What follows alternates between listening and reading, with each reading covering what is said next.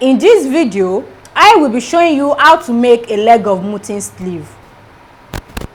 Make sure you subscribe to my channel so that you won't miss any of my future videos.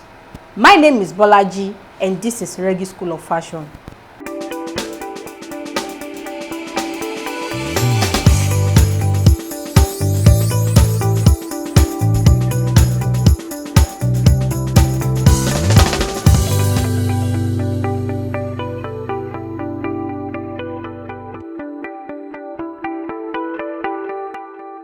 In making a leg of mutton sleeve, I have my sleeve head drafted already. So this is a basic sleeve head. Okay, so I have this as a cap height. Then I have the first level sleeve length. The sleeve length is going to be in two places. Okay, so the first one is going to be for the upper part and the second one is going to be for the lower part. In making a leg of mutton, I will be having two pieces at the end of the day. I will have the puff sleeve and I will have the fitted sleeve. So after which I will join the two pieces together. So I'm drafting the pattern for both the upper and the lower part of the sleeve. Now when you are making a leg of mutton sleeve, these are the measurements you need to take on your client. After getting your sleeve head, don't forget you need the cap height. That is the bust circumference measurement divided by 12 plus half of an inch. Okay, then you need the measurements of the sleeve length. That is the upper part of the sleeve where it's going to end. That is the first sleeve length which I have here. So for me, I have from here to here. This is about 13 inches. So I have 13 inches here. So the 13 inches is the elbow length measurement. You can make these tops on the elbow length or below the elbow length. Okay, leg of mutton usually comes as a long sleeve, so which means the sleeve starts from the shoulder to the wrist. You can as well take the measurement from the shoulder point to the wrist, then divide this by 2. So half of the place can be for the upper sleeve and the lower part will be half of the measurement. Or you can decide to make use of the elbow point. This depends on your preference. But as for me, for the sake of this tutorial, I chose the elbow length as the first sleeve length, which is here. Then for the second sleeve length, it's going to be from the elbow point to the wrist. And it is not exactly on the wrist point. I took it up by 2 inches. So which means from the elbow point to my wrist point is 11 inches. I subtracted 2 inches and I have 9 inches left. Out of 9 inches, I will use half of an inch as a seam allowance, so which means I'm using 8.5 inches for the second sleeve length. So after getting the sleeve length, you will have to take the measurement in circumference as well. Okay, for the cap height, the circumference I used here is the armhole circumference measurement because this part is going to be attached around the armhole. Okay, so here I have 8 inches. 8 inches is half of the armhole circumference measurement I'm working with, so which means the armhole circumference measurement I'm working with is 16 inches.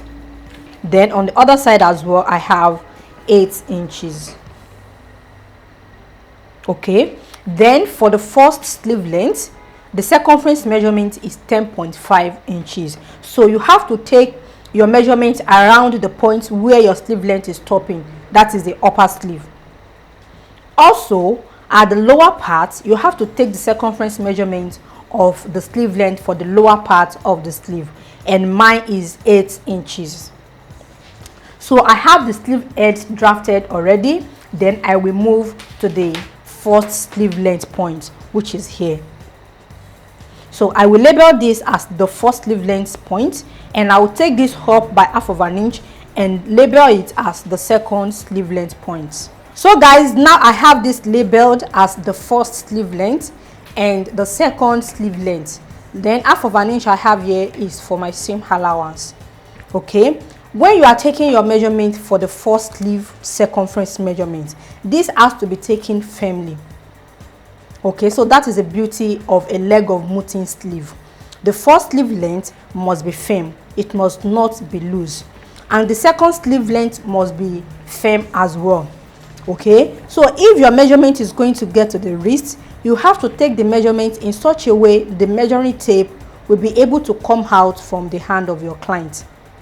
Then if you are taking the measurement above the wrist point, you can take the measurement firmly.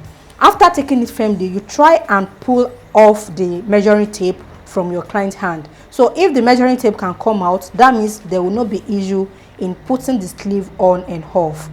If the measuring tape cannot come out, then you will have to adjust your measuring tape in order to avoid issues. So now the next step is to insert the circumference measurement. So I will start with the first sleeve length. The first sleeve length circumference measurement is 10.5 inches. So I will be dividing 10.5 inches by 2. So that is 10.5 divided by 2. I have 5.25. So this is the back side of the sleeve and this is the front side of the sleeve. Don't forget, when you are drafting a sleeve pattern, it has to be together. The front and the back will be drafted together as a single piece. So I have the back here and I have the front here. So when I divide my measurements into 2, so which means half of this is going for the back and half is going for the front. So half of 10.5 is 5.25.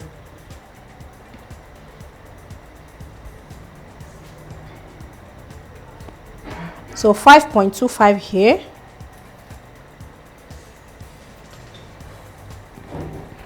And 5.25 here. Okay, then I will come to the second sleeve length. For the second sleeve length, the circumference measurement is 8 inches. So this has to be divided into 2 as well. So I have 4 inches. Excuse me. So which means I will be inserting 4 inches on the back side of the sleeve and 4 inches on the front side of the sleeve.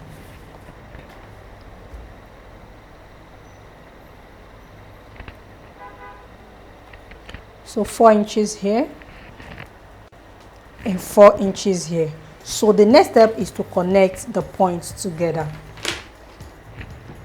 So in connecting the points together, firstly I will be connecting from the sleeve head point to the fourth sleeve point, which is here, with a straight ruler.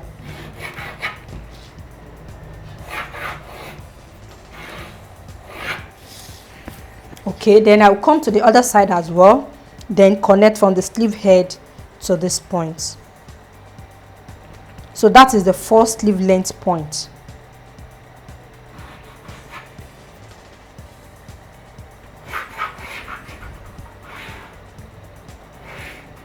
Now what I have from here to here is the upper part of the sleeve. So now I will be connecting from this point to the second sleeve length point.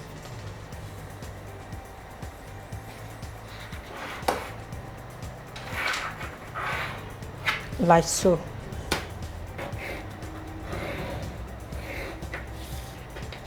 Okay, so now you can see what I have. So the next step is to add my seam allowance. I already added half of an inch of seam allowance at the lower part of the sleeve. Then for the first part of the sleeve, which is this side, I needed half of an inch of seam allowance as well. But I will not be able to add the seam allowance now until when I cut out the pattern. So which means I will be adding half of an inch of seam allowance on the fabric. Then by the side of the sleeve, I will be adding 1 inch. Then at the sleeve head, half of an inch.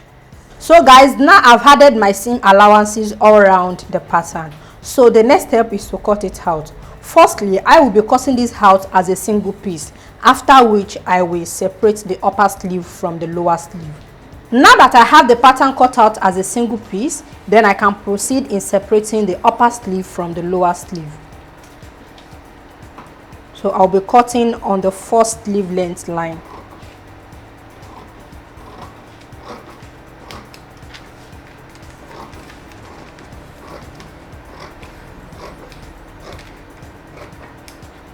Okay, so I will keep this aside. Then I'll be showing you how to cut this out on fabric.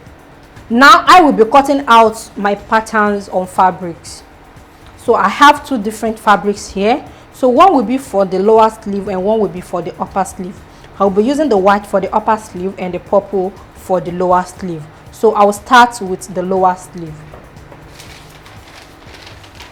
So guys, now I have my pattern pinned together with my fabrics, and I added 1/2 inch of seam allowance at the upper part. Don't forget, I have my seam allowance added at the lower part already, and by the side I've added my seam allowance. So but for the upper part I added extra 1/2 inch. So now I will be cutting out my fabric.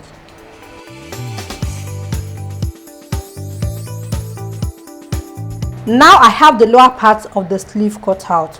Then I'll fold this into half like so and notch the center.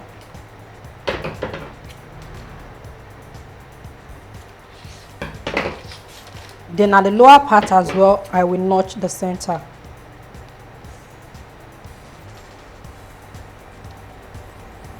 Okay, so with this I can separate my pattern from my fabric.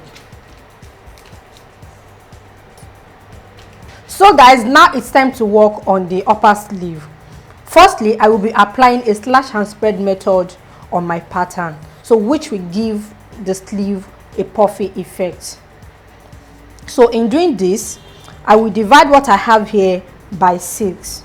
So in total here I have 10.5 inches. So the midpoint is 5.25. So which means, don't forget, I have my seam allowances by the side. I did not include my seam allowances. I took the measurement from this point to this point. So I will divide this into 3 and this also into 3. So 5.25 divided by 3. So I have about 1.75. Okay guys, now I have this marked.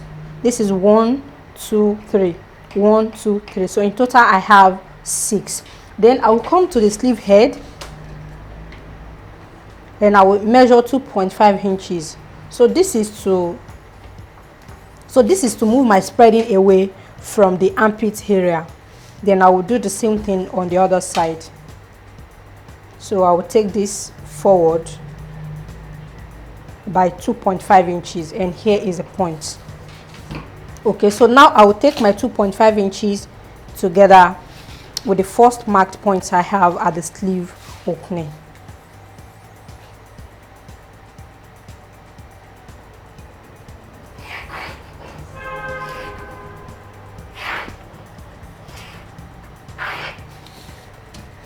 Okay, then I will position this. This is the second marked point. So I will just take this up on a straight line.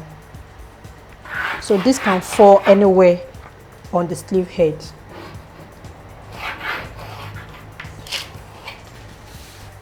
Then on the back side as well, 2.5 inches point to the first point I marked here.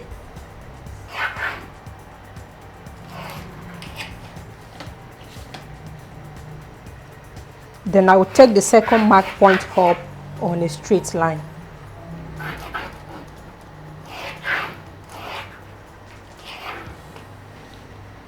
Okay guys, so now that I have this done, the next step is to label all these pieces appropriately.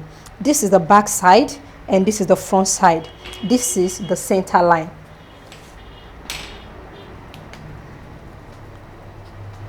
So I'll note this as the center. Okay, then I'll start labeling from the back side. So I will label this as back 1, back 2, then back 3. Then I will continue this as 4. So I will not start from 1 again because I don't want to get confused. So I will label this as front 4, front 5, and front 6.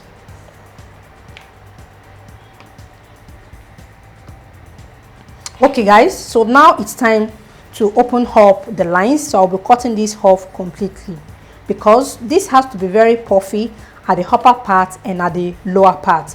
If you purchase my course at the intermediate level, I showed you how to make a puff sleeve in one of the topics. So if you have watched this video, you will have connected with me easily when I'm making this. So this is a puff sleeve. that has fullness at the upper part and at the lower part. So now I will start slashing this.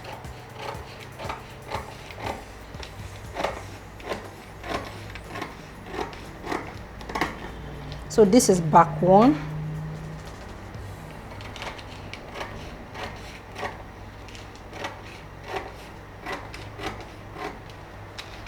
So now I have 6 pieces here. 1, 2, 3, 4, 5, 6. So I'll pack them and put them aside. So now I will be spreading all the pieces on my fabric. You can as well spread this on a fresh pattern paper, but I prefer spreading it on my fabric so that I will know the exact amount of fabrics I will be using.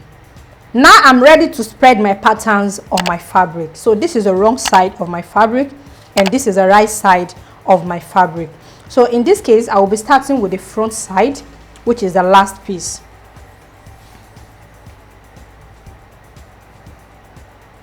So I'll be leaving some space at the upper part of the fabric and some space at the lower part as well. So you can see for my upper part, I have enough space.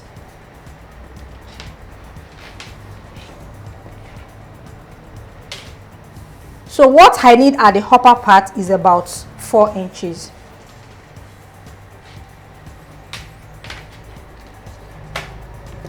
So because I don't want to waste my fabrics, so you can as well do this on a fresh pattern paper before placing it on your fabrics, but make sure you confirm the amount of fabrics you have before spreading.